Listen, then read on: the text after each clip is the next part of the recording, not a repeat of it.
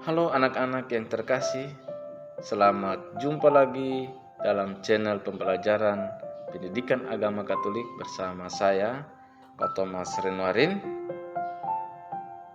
Harapan saya agar kita tetap semangat belajar, tetap sehat, supaya kita tetap terus mengikuti pembelajaran Pendidikan Agama Katolik atau pelajaran lain manapun. Walaupun situasi masih tanda tanya, artinya kita masih dalam masa COVID, kita masih bisa mengikuti pembelajaran lewat daring atau lewat video pembelajaran kali ini.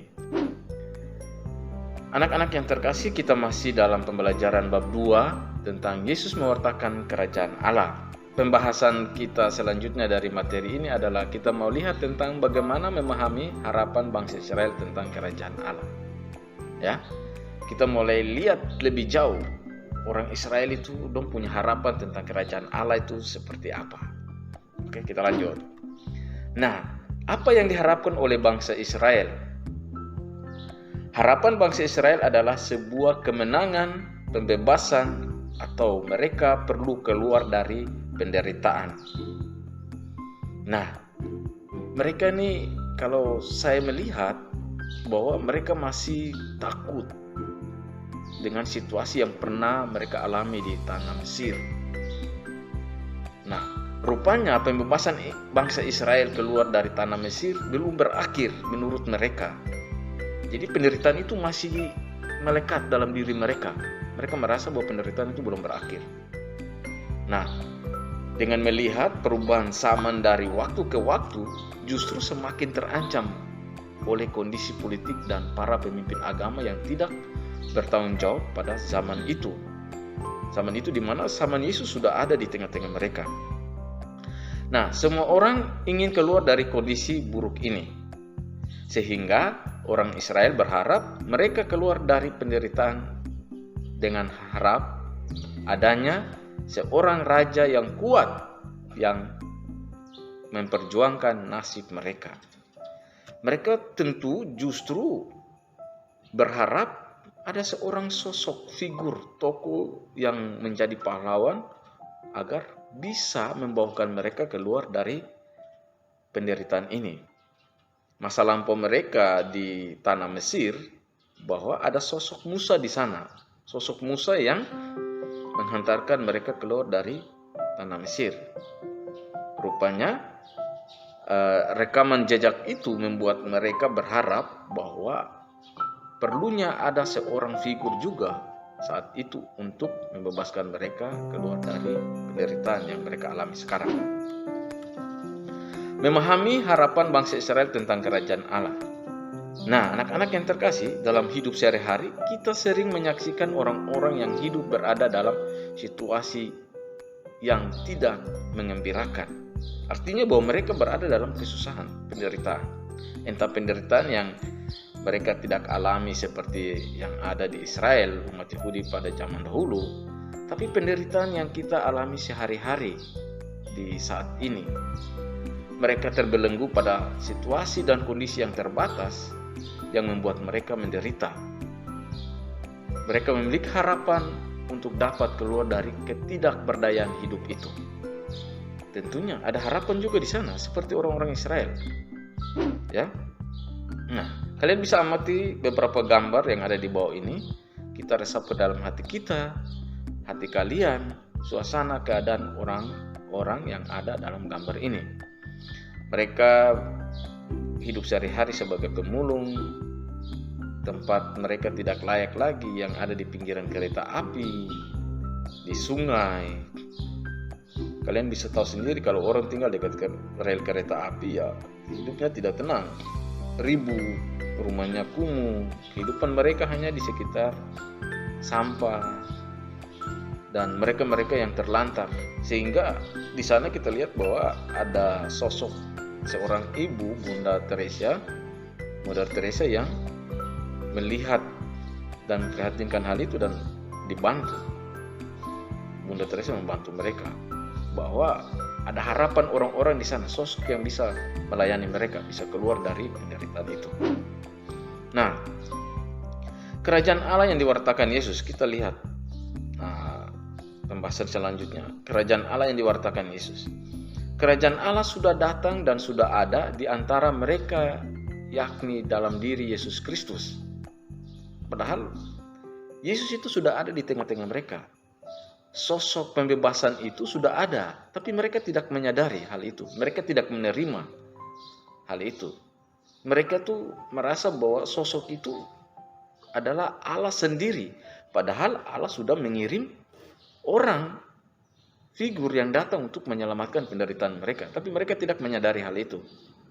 Karena apa? Budaya mereka di sana, budaya di mana mereka hanya punya harapan, menerima saja. Ya.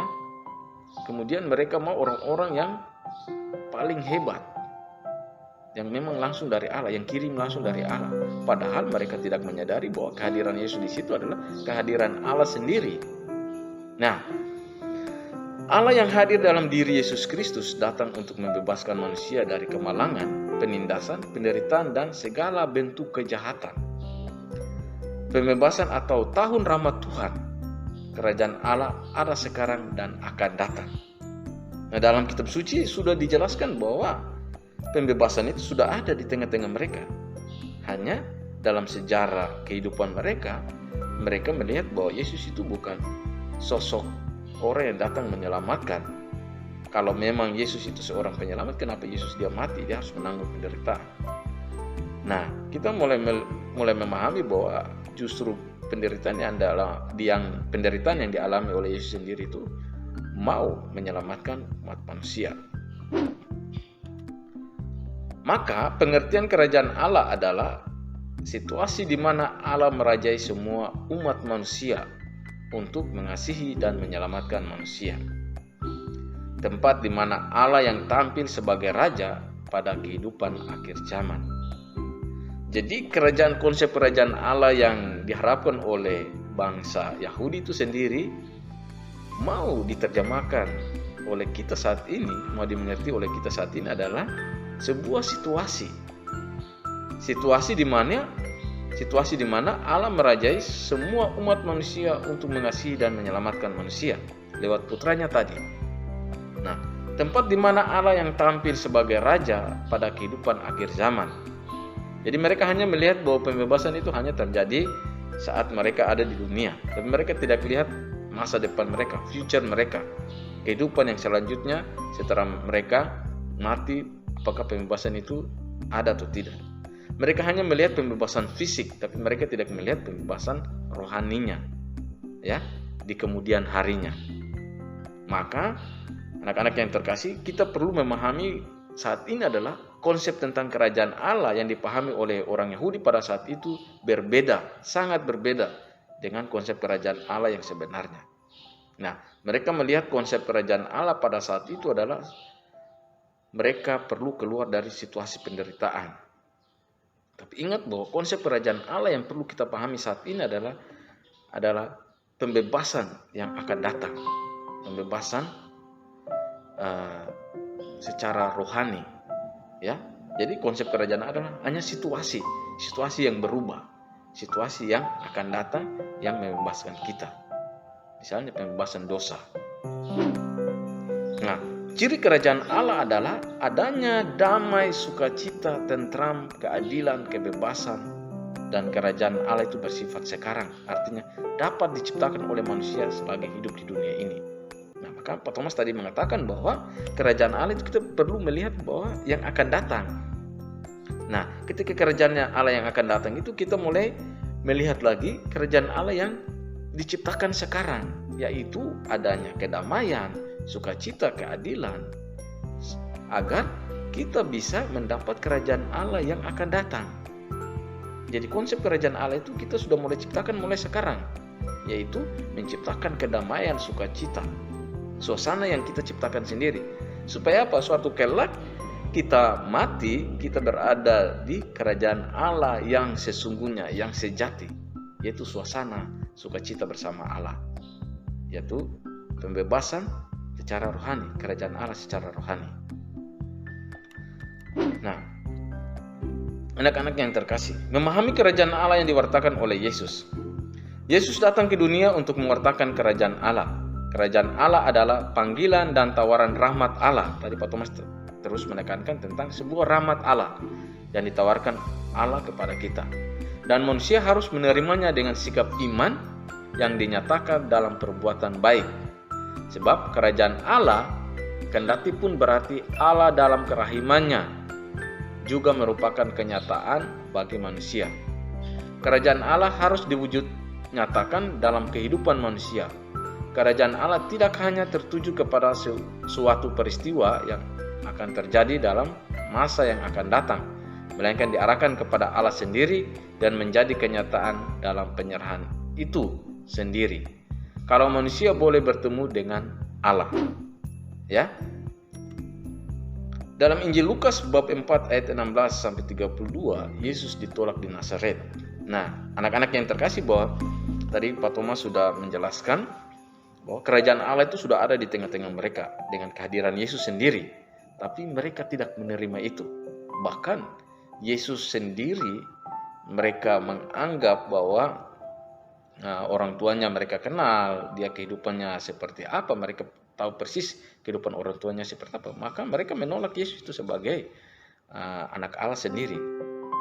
Nanti kita bisa baca dari Injil Lukas bab 4 ayat 16-32 tentang Yesus ditolak di Nazaret, di mana kehadiran Yesus tidak diterima di sana. Artinya dari cerita ini kita sendiri bisa mengerti bahwa mereka sudah menolak tentang kerajaan Allah itu sendiri. Oke, kita lanjut. Bagaimana kita memahami bacaan kitab suci?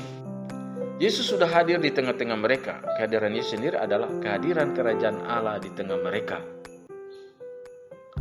Penolakan Yesus, penolakan tentang kerajaan Allah. Ada alasan di balik penolakan tersebut. Tentu kita ingat kembali materi-materi sebelumnya bahwa kehadiran Yesus diartikan oleh para pemimpin Yahudi sebagai sebuah ancaman karena mereka merasa tersaingi. Bahwa ternyata ada latar belakang kenapa mereka menolak Yesus sendiri. Selain mereka tahu pribadi Yesus dari orang tua, latar belakang orang tuanya seperti apa. Tetapi ada alasan yang kuat di sini adalah mereka takut tersaingi. Karena ketika Yesus hadir di tengah-tengah mereka, banyak hal, perbuatan-perbuatan yang baik, yang ajaib dari Allah yang dilakukan oleh Yesus sendiri. Sehingga orang-orang Yahudi, pemimpin ini, mereka menolak. Mereka berusaha untuk menghasut masyarakat kecil supaya menolak kehadiran Yesus itu sendiri. Yaitu tentang kerajaan Allah yang diwartakan oleh Yesus. Nah, anak-anak yang terkasih, kita membuat sebuah kesimpulan di sini. Dari melihat, memahami harapan bangsa Israel tentang kerajaan Allah, mereka berharap adanya seorang tokoh, sosok figur yang bisa menyelamatkan mereka dari penderitaan, padahal kehadiran sosok figur itu sudah ada di tengah-tengah mereka. Sampai pada kita perlu memahami bahwa kerajaan Allah adalah sebuah situasi di mana kita perlu menciptakan kebahagiaan, ya, kesejahteraan, kedamaian, keadilan. Nah, sekarang kita masuk pada sebuah kesimpulan yang sederhana. Nah, anak-anak yang terkasih, bahwa kerajaan Allah adalah sebuah harapan besar bangsa Israel yang sesungguhnya. Bangsa Israel berharap bahwa kejadian di masa pembuangan di Mesir tidak akan terulang lagi. Kerajaan Allah yang mereka nantikan adalah sebuah situasi kedamaian, kebahagiaan, dan kesejahteraan.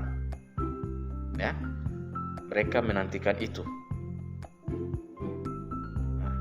Dan kita semua juga dalam kehidupan sehari-hari kita menantikan hal ini, sebuah kesejahteraan, kebahagiaan, kedamaian yang ada di kita. Itulah yang dimaksud dengan kerajaan Allah. Anak-anak terkasih, kita mulai memahami tentang kerajaan Allah itu sendiri adalah sebuah situasi di mana kita keluar dari penderitaan, kita bisa menciptakan kerajaan Allah itu lewat kedamaian, kebahagiaan, dan kesejahteraan hidup bersama kita. Nah, anak-anak yang terkasih, demikian materi pembelajaran kita dalam video pembelajaran kali ini.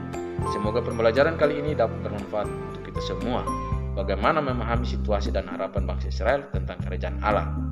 Harapan saya dan kita semua, semoga kita tetap sehat. Dan jangan lupa nonton terus video pembelajaran ini agar video-video bisa kita nonton lagi berikutnya dengan banyak video lagi. Tolong like video ini, jangan lupa tekan tombol loncengnya, subscribe dan share ya, agar kita bisa nonton lagi video pembelajaran selanjutnya. Salam sehat, Tuhan memberkati kita semua.